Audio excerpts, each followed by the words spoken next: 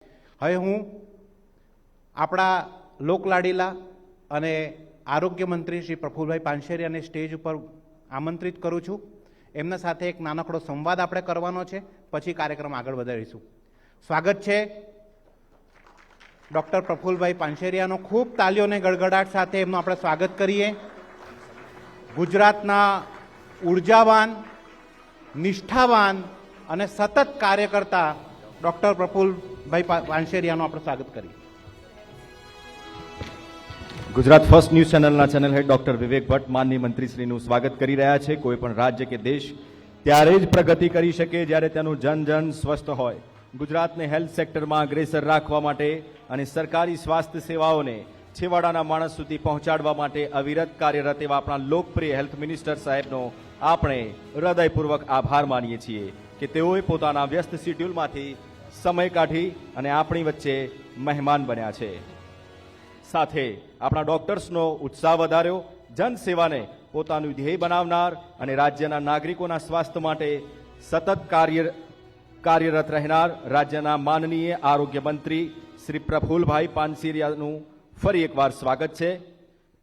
આ સાથે Gujarat first news ચેનલના ચેનલ હેડ ડોક્ટર વિવેક ભટ્ટ અને મારા કલીગ નિકુંજ જાની માનનીય મંત્રીશ્રી સાથે સંવાદ કરશે. નમસ્કાર. ગુજરાત ફર્સ્ટની આ વિશેષ રજૂઆતમાં આપ સૌનું સ્વાગત છે.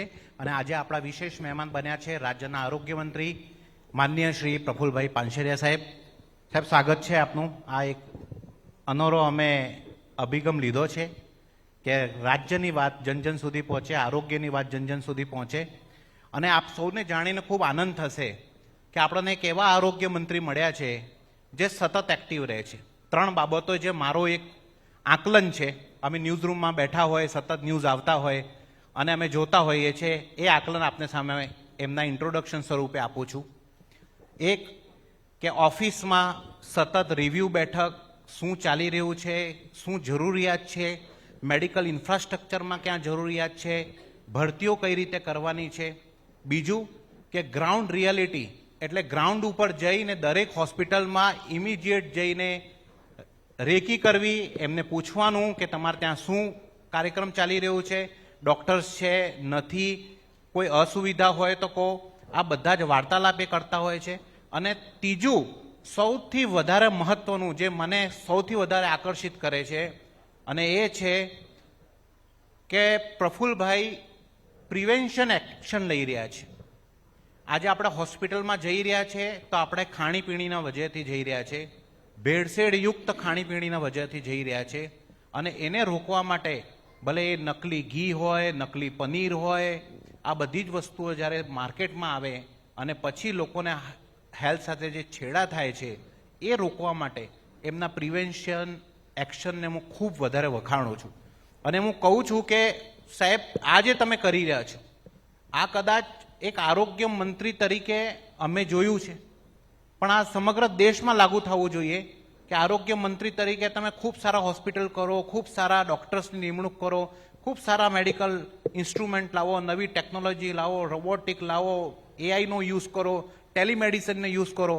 પણ એનાથી વધારે જરૂરી છે કે લોકોને અંદર અવેરનેસ આવે, લોકોને ઇન્ફોર્મેશન મળે અને પ્રિવેન્ટિવ એક્શન જે થઈ રહ્યા છે કે જ્યાંથી રોગ શરૂ થાય છે એને રોકવા માટે આપ જે પ્રયાસ કરી રહ્યા છો, એના માટે આપને ખૂબ ખૂબ અભિનંદન છે. Thank you. આભાર આપનો. પ્રફુલભાઈ, સૌથી પહેલો સવાલ, જ્યારે આપને આરોગ્ય મંત્રાલય આપવામાં આવ્યું ત્યારે મનમાં એવો શું ગોલ લઈને ચાલ્યા હતા કે મારે આ કરવું જ છે, આ મારું વિઝન છે અને હું આ કરી બતાવીશ? પહેલાં તો આરોગ્ય ક્ષેત્રે આમ મેં વિભાગમાં કામ નથી કર્યું, પણ સેવાકીય કામગીરી મેં ખૂબ કરી છે.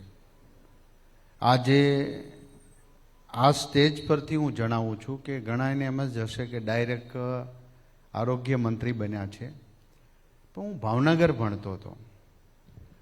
મારી સ્કૂલની પાછળ ઘરશાળાની પાછળ સરટી હોસ્પિટલ, 9મા ધોરણની વાત કરું છું.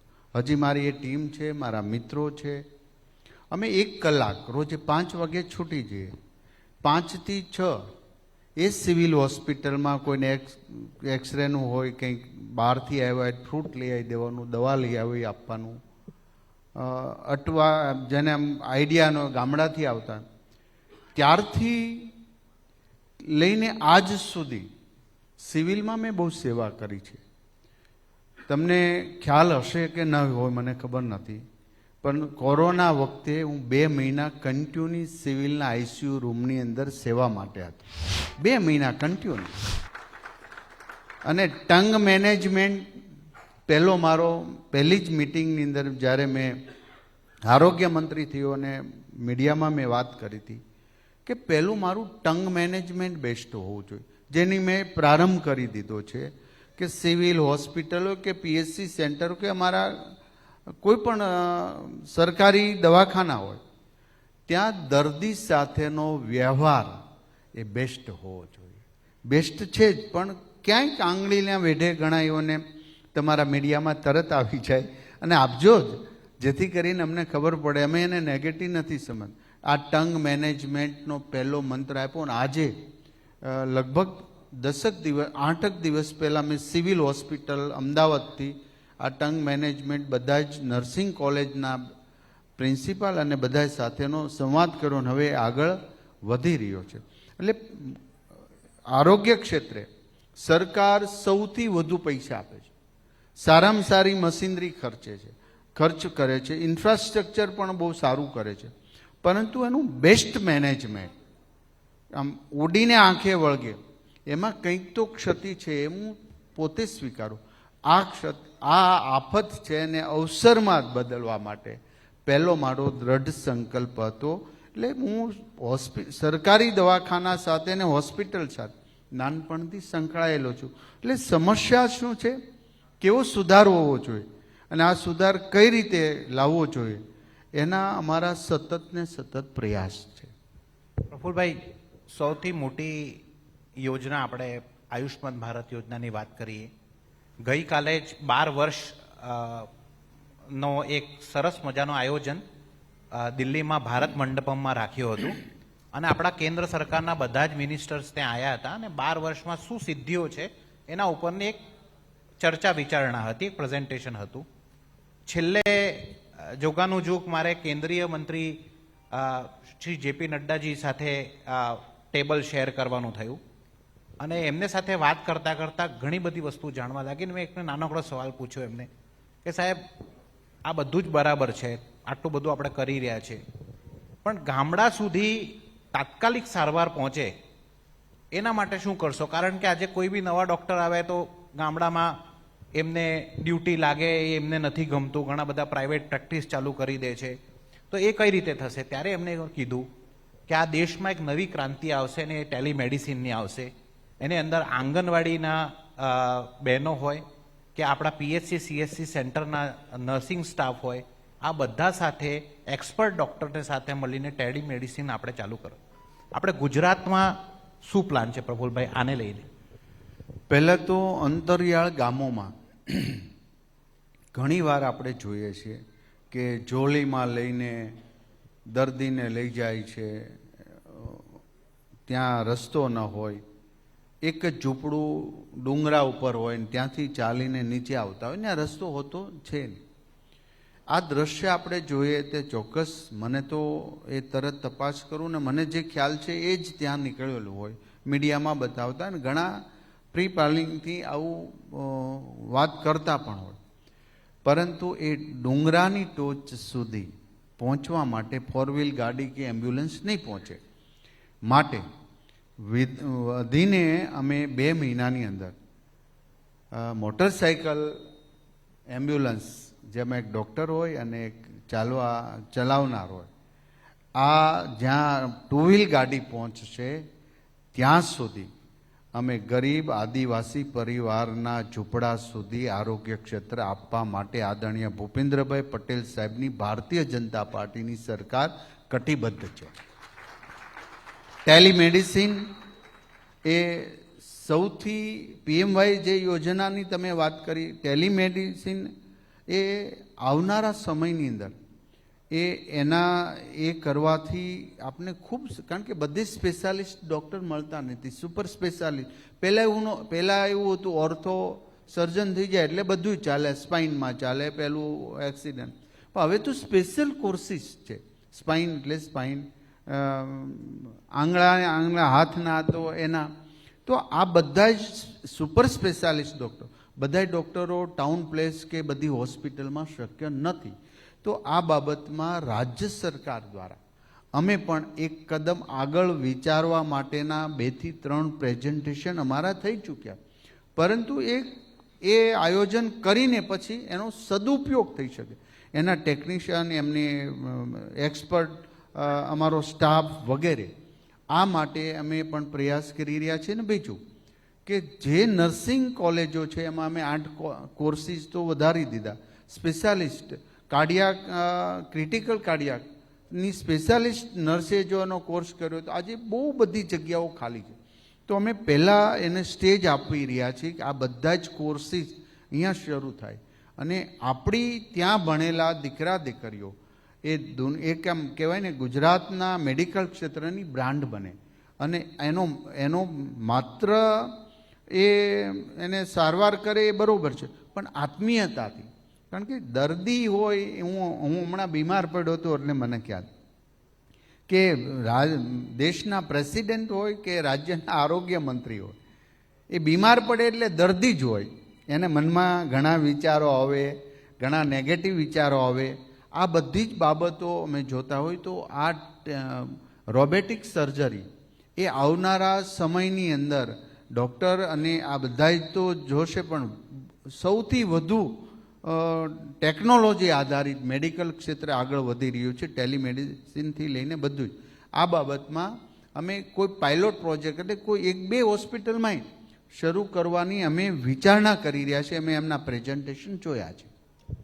પ્રફુલભાઈ, હેલ્થ કેરની અંદર ગુજરાત અગ્રેસર છે અને આગળ પણ અગ્રેસર રહેશે તે સ્વાભાવિક છે. અને જે 2 સૌથી મહત્ત્વના કામ છેલ્લા પાછલા દિવસોમાં થયા, એક તો સર્વાઇકલ કેન્સર માટેની HPV રસીકરણ, અને અમે તો એવું સાંભળ્યું છે કે પૂરા દેશની અંદર ગુજરાત પ્રથમ ક્રમે છે. અને બીજું, નાના બાળકોને જે ડાયાબિટીસ ટાઈપ 1 થતો હોય છે તેનો સંપૂર્ણ ખર્ચ રાજ્ય સરકારે ઉપાડ્યો.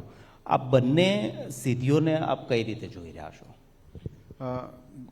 ગુજરાતની અંદર જ્યારે આમ તો કાશ્મીરથી કન્યાકુમારી સુધી આદરણીય નરેન્દ્રભાઈ મોદી સાહેબે આ એક રોગને પારખી અને એમણે એક સર્વાઇકલ કેન્સર માટેની રસી 14 થી 15 વર્ષના બાળકોને આપવાનું, દીકરીઓને આપવાનું નક્કી કર્યું. આ દીકરીઓ ગુજરાતની અંદર આપણે આઈડેન્ટિટી કરી અને લગભગ 5,60,000 દીકરીઓ આદરણીય ભૂપેન્દ્રભાઈ પટેલ સાહેબે સોલા હોસ્પિટલમાં, હું પણ ત્યાં હાજર હતો ને લગભગ 10 દીકરીઓને ત્યાંથી પ્રારંભ કરાયો. આજે મને ગર્વ છે ભારતની અંદર ગુજરાત આ વેક્સિન આપવામાં નંબર 1 સાબિત થયું છે અને 5 લાખ ઉપર દીકરીઓને વિનામૂલ્યે, એક દીકરીનો ખર્ચ લગભગ 2,000 રૂપિયા છે, એ પૂરો થઈ ગયો છે. અને અમારો લક્ષ્ય હવે 1-8 મહિનાની અંદર સંપૂર્ણપણે 100% રસીકરણ થઈ જાય એવું આયોજન. કારણ કે ભારતની અંદર 80,000 બહેનો સર્વાઇકલ કેન્સરના નવા દર્દીઓ આ વખતે થયા છે અને લગભગ 40,000 જેટલી બહેનોનું આ સર્વાઇકલ કેન્સરથી મૃત્યુ થયું છે. તો આ એક ખૂબ ગંભીર બાબત છે અને કેન્સરની રસી અપાઈ જાય તો ચોક્કસ પ્રકારે એમને સારું થઈ જાય છે. અને રસી પ્રોગ્રામ તો વર્ષોથી, પહેલાં એવું હતું કે વિદેશની અંદર શોધાયેલી રસી 10-15 વર્ષે, તમે સમજો કે પોલિયાનું 2007માં છેલ્લો કેસ આવ્યો, ત્યાં સુધી આરોગ્ય ક્ષેત્રે ભારતની અંદર એને જડમૂળથી કાઢી નાખ્યો. એ જ રીતે પહેલાં શીતળા હતા, આ જ રીતે.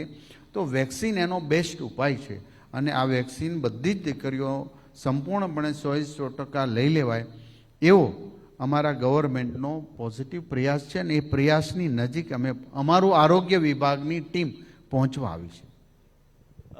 પ્રફુલભાઈ, અમુક એવી યોજના રાજ્ય સરકારની કે ખૂબ ઉપયોગી હોય છે, પ્રધાનમંત્રી જન આરોગ્ય યોજના, PMJY મા કાર્ડ, પણ પાછલા દિવસોની અંદર એવી ઘટનાઓ બની કે જેના કારણે એ પ્રશ્નાર્થ ઊભો થયો તેના ઉપયોગને લઈને.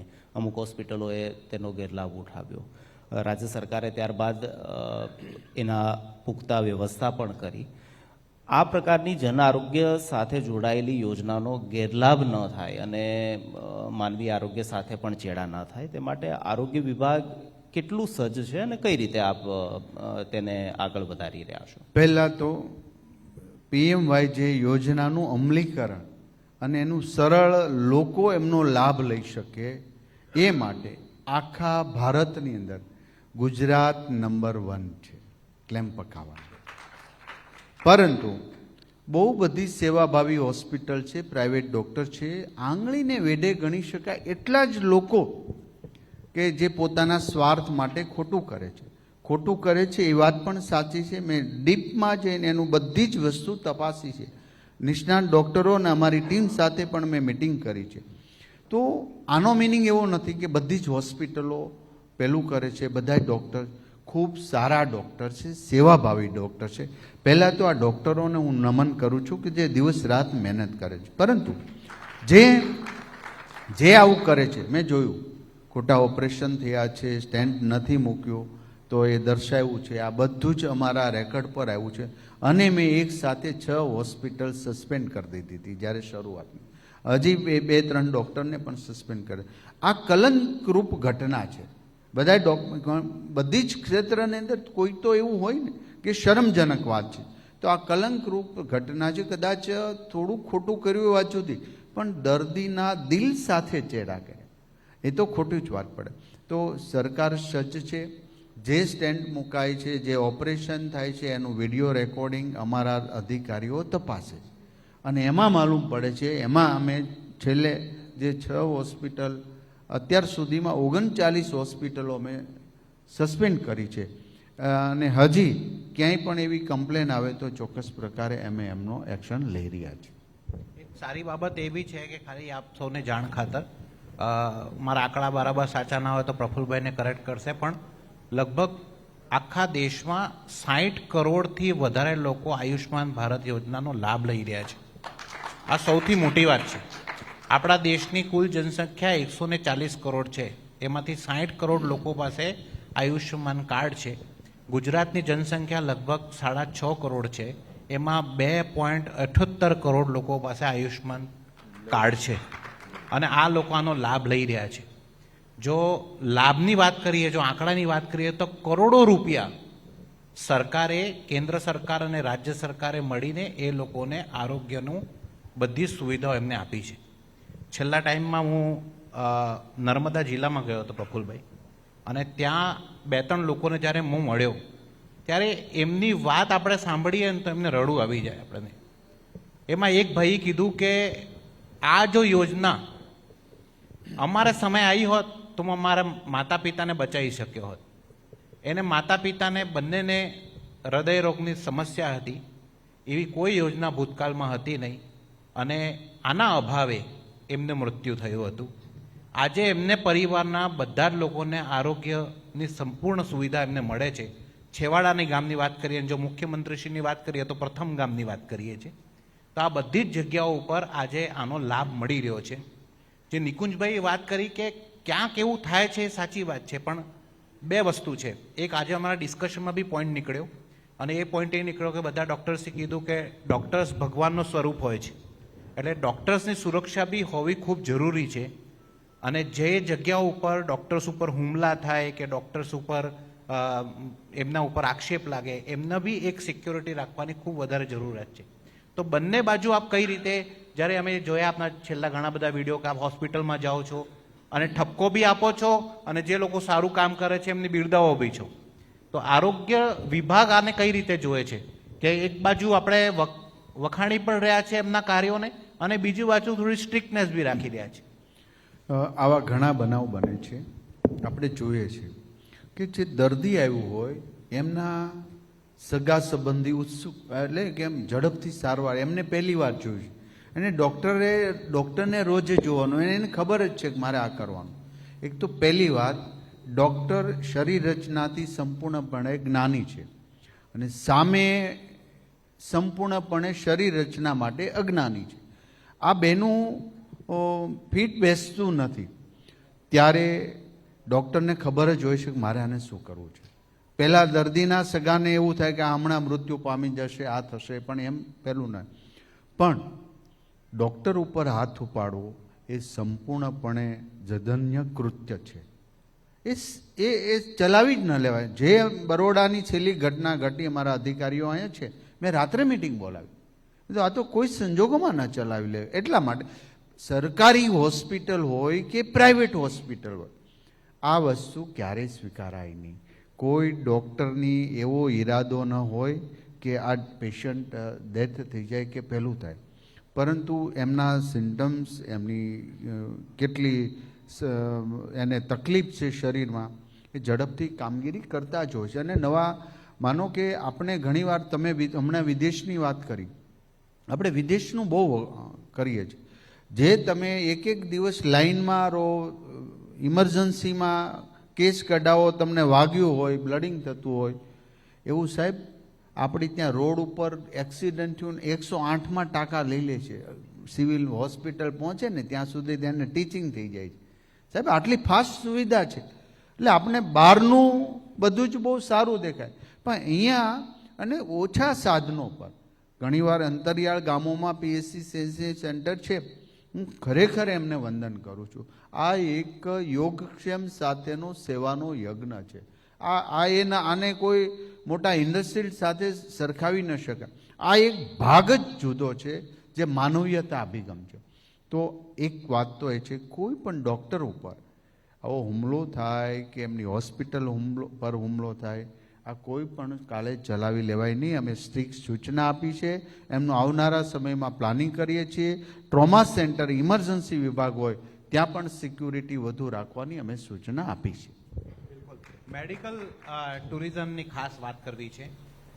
મોદી સાહેબ દરેક જગ્યા ઉપર એમનું એ જોતા હોય છે કે ભાઈ કઈ રીતે આપણે ઇકોનોમી બૂસ્ટ થાય.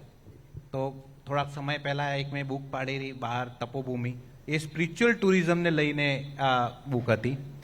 હવે મેડિકલ ટુરિઝમ, જે એમનું એક વિઝન હતું કે ગુજરાતમાં બેસ્ટમાં બેસ્ટ ડૉક્ટર આ ભારત દેશમાં ક્યાંય છે ને તો એ ગુજરાતમાં છે. આ આપણે સ્વીકારવું પડશે. દરેક જગ્યા ઉપર સુપર સ્પેશિયાલિસ્ટ ડૉક્ટર આપણને અહીંયા જોવા મળે છે. અને એ જ કારણ છે કે આજે લગભગ 90થી વધારે દેશોના લોકો, અને એ બી આંકડો 35,000થી વધારે દર્દીઓ ગુજરાતમાં આવીને પોતાનું ટ્રીટમેન્ટ કરાવે છે. ઘણા બધા NRIs જે આજે આપણે ત્યાં છે, એ લોકો સ્પેશિયલ વેકેશન પ્લાન કરતા હોય છે કે વર્ષમાં 1-2 મહિના કાઢીએ અને ફૂલ બોડી ચેકઅપના સાથે સાથે ડેન્ટિસ્ટરીનું કામ હોય કે કોઈ પણ કામ હોય, બધા અહીંયાથી કરાવીને પાછા વિદેશ જતા રહે છે. કારણ કે ત્યાં 6-6 મહિના, 9-9 મહિનાનું વેઇટિંગ છે. અને એટલું મોંઘું છે કે જો એક હાર્ટમાં સ્ટેન્ટ નાખવું હોય કે હાર્ટની સર્જરી કરવાની હોય તો આપણે લગભગ પ્રાઇવેટ હોસ્પિટલમાં 4-1 લાખ રૂપિયામાં પતી જતું હોય છે, ત્યાં 35 લાખ રૂપિયા થાય છે. એ મેડિકલ ટુરિઝમ અને આ એક ઓપોર્ચ્યુનિટીને કઈ રીતે આપ જુઓ છો? કઈ રીતે ગુજરાતને વધુ આપણે ડેવલપ કરીએ? ગવર્મેન્ટ શું ફેસિલિટી આપી રહી છે? ગુજરાતમાં પહેલાં તો PP મોડેલ પર પણ અમે કામગીરી કરી. માનો કે અત્યારે 281 જેટલા ડાયાલિસિસ સેન્ટર છે. તો એક જિલ્લાની અંદર પણ અમે PPP મોડલ પર જે આ ખર્ચો થાય, જો એ સામેવાળો ઉપાડી લેતો હોય તો એક પ્રોજેક્ટ અમે વિચારી રહ્યા છીએ. આ બજેટની અંદર અમે મેડિકલ ટુરિઝમના લક્ષ્યમાં રાખીને અમદાવાદમાં, અસરવામાં 1500 બેડની હોસ્પિટલ, એની ડિઝાઇન પણ થઈ ચૂકી છે. અને 1500 બેડની હોસ્પિટલ સુરતમાં નવી, સિવિલ નહીં, આખું કેમ્પસ જ જુદું. તો આ બેસ્ટ ઇન્ફ્રાસ્ટ્રક્ચર સાથે ટેકનોલોજી છે, જે રનિંગની પણ એક ગવર્મેન્ટનું કોર્પોરેટ લુક, અને જ્યાં મફતમાં સારવાર મળી લે. આ 2 ડિઝાઇનો થઈ ચૂકી છે. એમની જગ્યા પણ આઈડેન્ટિટી થઈ ગઈ છે. જગ્યા ગવર્મેન્ટે, અમારી કેબિનેટે હોસ્પિટલ બનાવવા માટે મંજૂરી પણ આપી દીધી. તો આ એક પ્રારંભ છે. પણ હજી વર્લ્ડ હેલ્થ ઓર્ગેનાઇઝેશનના જે નાની નાની હોસ્પિટલો છે, જો એના IT, એના શું કહેવાય, ઓપરેશન થિયેટર વગેરે સ્વચ્છતા અને એમના નિયમો સાથેનું પાલન થાય તો ગુજરાત બેસ્ટ ડેસ્ટિનેશન હેલ્થ માટેનું છે. તમને એક વાત કરું છું, હાર્ટ ટ્રાન્સપ્લાન્ટ કેટલા રૂપિયામાં થાય? તો ખાલી 16 લાખ રૂપિયા.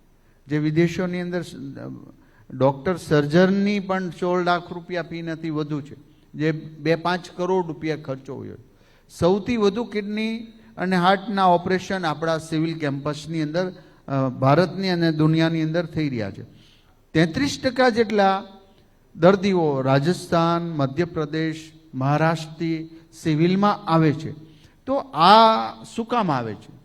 અને આપણે કોઈ મહારાષ્ટ્ર છે, કોઈ રાજસ્થાન છે એવું નથી. આપણે માણસ જોઈએ, વ્યક્તિ જોઈએ. વ્યક્તિની સારવાર કોઈ પણ સંજોગોએ થવી જોઈએ. આ નરેન્દ્રભાઈના દરેક વાતની અંદર આ વાત સ્પષ્ટ છે. માટે તો આ માટે શું કરવું જોઈએ? તો તમે કીધું ટેલિમેડિસિનથી લઈને રોબોટિક સર્જરી વગેરે, હવે તો એ ટેકનોલોજી આવશે. વહેલા આપણે વાત કરી રહ્યા, પણ 5 વર્ષ પછી દરેક હોસ્પિટલો અને એ ડાયરેક્ટ જોડાઈ જશે ને ત્યાં બેઠા બેઠા ડૉક્ટર અહીંયા નિદાન કરશે અને કરાવશે. આપણે ત્યાં અંગદાનનું પણ બહુ સરસ રીતે કામગીરી ચાલી રહી અને એટલું ફાસ્ટ ચાલે છે, એટલી બેસ્ટ વ્યવસ્થા છે જે સોટો અને નોટોના માર્ગદર્શન નીચે સંપૂર્ણપણે ચાલે છે. એમાં કોઈની લાગવગ નથી ચાલતી. ભાઈ હું કહું ને આમને જલ્દી કિડની મળી જાય, જે ક્રમ પ્રમાણે છે એ પ્રમાણેમાં. પરંતુ હવે ગુજરાતના 4 ઝોન કરીએ છીએ આપણે. પહેલાં અમદાવાદ એક જ ડેસ્ટિનેશન હતું, ત્યાં આવે ને ત્યાંથી પછી આપણે અંગદાનનું ફાળવીએ. માનો કે સુરતમાં લીવર ટ્રાન્સપ્લાન્ટ માટે કોઈ અંગદાન આવ્યું છે તો એને પાછું અમદાવાદ લાવે અને એ નક્કી થાય પછી કોને જોવું તો પાછું સુરત જવું. તો આની સરળતા માટે અમે ગુજરાતના 4 વિભાજન કરી રહ્યા છે. લગભગ હમણાં એમની દરખાસ્ત આવી જાય. એમાં એક જ એવો ઝોન છે જે સૌરાષ્ટ્ર ઝોન છે. ત્યાં હજી અંગદાનનું પૂર્ણ રીતે હાર્ટ કે લીવર એ બધું જ નથી થતું. કિડની કદાચ થાય છે રાજકોટની અંદર. તો આ બાબતમાં એક ચોક્કસ એરિયા સાથે અમે ફોકસ કરી રહ્યા છીએ કે દરેક ક્ષેત્રની અંદર સુરત સારું થઈ રહ્યું છે તો અમદાવાદ સારું. તો સૌરાષ્ટ્રમાં તો એક ડેસ્ટિનેશન લાવવા માટે, દર્દીને લઈ જવા માટે, ડૉક્ટરની ટીમ ત્યાં લઈ જવા માટે આ બધું જ આપણે પોસાય એવું નથી. માટે ત્યાં વડોદરા, રાજકોટ એક શરૂ થાય તો લગભગ ગુજરાતના 3-4 ડેસ્ટિનેશનની અંદર આ અંગદાન અને અંગદાન માટે અત્યારે આપણે ખૂબ જાગૃત છીએ અને ખાસ કરીને સિવિલ હોસ્પિટલ સુરત અને સિવિલ અમદાવાદ બંને અંગદાન માટે બહુ જ એમના ડૉક્ટરને વગેરે મહેનત કરી રહ્યા છે. આજે આપને વધુમાં વધુ અંગદાન પ્રાપ્ત થઈ રહ્યા છે. એ હિસાબે નિલેશભાઈ માંડલેવાળાને આ વખતે પદ્મશ્રી પણ આપવામાં આવ્યો, કારણ કે વર્ષોથી એ અંગદાનની પ્રવૃત્તિ કરે છે ને અમે એની સાથે સંકળાયેલા પણ છીએ. અને દિલીપ દાદા દેશમુખ એ તો સંપૂર્ણપણે આમાં પોતાનું જીવન અંગદાન માટે આવ્યું છે. કોઈ સિવિલમાં જાય તો અમર કક્ષ બનાવ્યો છે, ક્યારેક દર્શન કરવા જાજો. આ બધા જ જે લોકોએ અંગદાન કર્યા છે એની એક તસવીર રાખી છે. આખું બહુ મોટું આ હોલ જેવડું જગ્યા છે. આ બધાને નમન કરી આવજો, કારણ કે એ જતાં જતાં પણ 5-5 વ્યક્તિને જીવન આપતા ગયા છે. માટે એ કક્ષનું નામ અમર કક્ષ છે. પ્રફુલભાઈ, આપની પાસે ફૂડ એન્ડ ડ્રગ્સ ડિપાર્ટમેન્ટ પણ છે અને આદર્શ સ્થિતિ તો એ જ હોય કે કોઈને હોસ્પિટલ જ ન જવું પડે અને તેના માટે શુદ્ધ ખોરાક લોકોને મળે તે ખૂબ જરૂરી છે. આપે સમગ્ર અભિયાન ચલાવ્યું, એનલોક પનીરનું પણ અભિયાન ચાલ્યું અને અમે જોતા હોઈએ છીએ કે અલગ અલગ જગ્યાએથી નકલી ખાદ્ય ચીજ વસ્તુઓ પકડાતી હોય છે. આપ પણ તેમાં સખ્તાઈ સાથે કામ કરી રહ્યા છો. પહેલો પ્રશ્ન તો એ કે આ આરોગ્ય સાથે ખિલવાડ થતો જે ખાદ્ય ચીજ વસ્તુઓનો છે એ કેટલો ખતરનાક છે અને આરોગ્ય વિભાગ કઈ રીતે તેના પર સખ્તાઈ વર્તે છે? સાથે એ પણ કે એમાં જે સજાની જોગવાઈ છે, નોટિસ મળે છે અથવા તો મામૂલી એવી દંડની રકમ જે છે એનાથી તે છૂટી જાય છે કે જે સામેના વ્યક્તિના આરોગ્ય સામે મોટો ખતરો ઊભો કરે છે. તો આ અંગે પણ આરોગ્ય વિભાગ શું વિચારી રહ્યું છે? પહેલાં તો જે ખાદ્ય પદાર્થની અંદર ભેળસેળ કરે છે આ રાક્ષસો છે અને સામૂહિક સામાજિક બહિષ્કાર કરવો જોઈએ. આજે આમાં બધા જ ભણેલ ગણેલ છે, બધા જ ડૉક્ટરને સારી એવી પોસ્ટ પર છે. તો તમને હું કહીશ કે તમને જ આપને ખબર હતી એનાલોગ પનીર આવે અને શુદ્ધ પનીર આવે? કોઈ નહીં ખબર હોય. કોઈ રેસ્ટોરન્ટમાં પૂછતું પણ હવે કેમ પૂછવા મળ્યા? એમાં મીડિયાનો પણ બહુ મોટો રોલ છે. અમે જ્યારે પહેલે રેડ પાડી અને એ જથ્થો પકડાણો, આ પનીર પામોલી તેલ ખરાબ અને ખરાબ જગ્યાએ બનાવતા હતા. આ ડેરીવાળો અમારે ત્યાં અડાજણ બહુ સારા લોકોને બહુ પોશ એરિયા કહેવાય. અડાજણ ડેરીની અંદર આયરો રોજનું 800 કિલો પનીર વેચતો હતો વર્ષોથી. તો આપણે કેટરિંગવાળાને બોલાવીએ છીએ વગેરે, તો એમને આપણે એ નથી પૂછતા કે તમે કઈ વસ્તુ વાપરવા. બધા જ એના લોકો પનીર, આ બનાવટી પનીર, બનાવટી યાની કે પામોલીન તેલમાંથી બનેલા પનીર, તમને શુદ્ધ પનીર કોઈ નથી. હવે લોકો જાગૃત થયા છે. આ એક અભિયાનથી જાગૃત, એને બંધ કરવાનું લગભગ બંધ કરી. અત્યારે જ આજે જ હું હમણાં જ્યારે ફાઇનલ રિપોર્ટ ફૂડ એન્ડ ડ્રગ્સનો જોતો હતો, તો અમદાવાદની અંદર 500 કિલો ઘી, એ ઘી જ નથી અને સસ્તું વેચતા હતા. જે પીળા ડબ્બામાં ડુપ્લિકેટ ઘી બધા જ ગાયના નામે વેચે છે. આની તમે ખાતરી કરો. પહેલી વાત તો સ્ટાન્ડર્ડ ડેરી છે, અમૂલ, સુમૂલ અને સહકારી ક્ષેત્રની આ ડેરીનું જ વસ્તુ પ્રોડક્ટ ખરીદવી એ આજે દ્રઢ સંકલ્પ લઈએ છીએ. કારણ કે જો આપણે આમાં અત્યારે, અને કાયદો કેવો હોવો જોઈએ, તો રાજકોટમાં તમે 1 મહિના પહેલાં સાંભળ્યું છે, 2 વેપારીને 6 મહિનાની સજા કરી અને 10 લાખનો દંડ. કારણ કે પહેલાં કેસ થઈ જતો, પણ હવે અમે છોડવાના નથી, આ યાદ રાખજો. અમે એની પાછળ વકીલની ટીમ, એ જે પકડાણું છે એનું ફોલોઅપ, કોર્ટની અંદર એમને હાજરી આપવાની, આ બધું જ અમે પ્લાનિંગ કર્યું છે અને કરી રહ્યા છીએ. એટલે હવે પકડાણો છે એ એના મનમાંથી કાઢી નાખે કે હું આમાંથી છૂટી જાય. અને આગલા દિવસે, આગલા મહિને ઊંઝાની અંદર પણ 5 ફેક્ટરી જૂની વરિયાળી થઈ ગઈ હોય તો એમાં ઇન્ડસ્ટ્રીયલ કલર, જે કલર લોખંડ રંગના વગેરે આવતો હોય, આ કલરથી વરિયાળી રંગે, એના આખું મશીન આવે. આ બધા જ બદમાશોને આપણે પકડી રહ્યા છીએ. હવે તો અમને બાતમી પણ મળી રહી છે, મને પણ મળી રહી છે. હું જ્યાં કહું એ ડેસ્ટિનેશન અમારા અધિકારી જાય. અત્યારે 32 વાનમાંથી 25 વાન અત્યારે મેં પૂછ્યું હમણાં ઓન રોડ ઉપર છે, જે સતત ને સતત ફૂડના નમૂના લે છે. જ્યાં એવું લાગે છે ત્યાં રેડ પડાવે છે, સ્કોડ છે. તો હવે આ બનાવટી લોકો ઉપર પણ અમારે સખત રીતે અમારી ટીમ કામગીરી કરી રહી છે.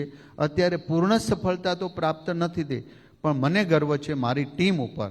100% અમે પૂર્ણ સફળ થશું. ખૂબ ખૂબ ધન્યવાદ.